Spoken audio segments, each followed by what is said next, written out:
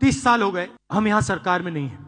जिस दिन हमने अपनी जिम्मेदारी पूरी कर दी, उस दिन मैं आपको गारंटी करके कहता हूं कि गुजरात के सारे लोग कांग्रेस पार्टी को अपना समर्थन दे देंगे। मैं डर के नहीं बोल रहा हूं, मैं शर्मा के नहीं बोल रहा हूं, मगर मैं आपके सामने ये बात रखना चाहता हूं। जीतने हारने की बात छोड़ दो, बस जो हमारे लीडर हैं, अगर उनका यहां हाथ ऐसे कटे तो उसमें से कांग्रेस का खून निकलना। गुजरात ने कांग्रेस पार्टी को हमारा ओरिजिनल नेतृत्व दिया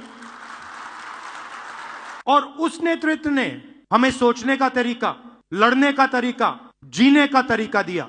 30 साल हो गए, हम यहां सरकार में नहीं है। और जब भी मैं आता हूं तो डिस्कशन 2017, 2012, 2007, 2022, 2027, मगर सवाल चुनाव का नहीं।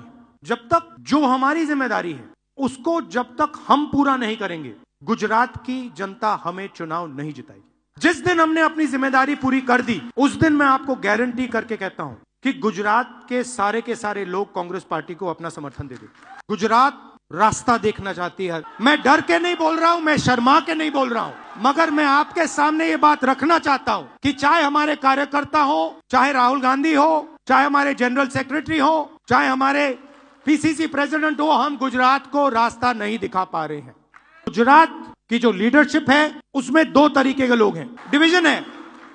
एक है जो जनता के साथ खड़ा है और जिसके दिल में कांग्रेस पार्टी की विचारधारा है, और दूसरा है जो जनता से कटा हुआ है और उसमें से आधे बीजेपी से मिले हैं।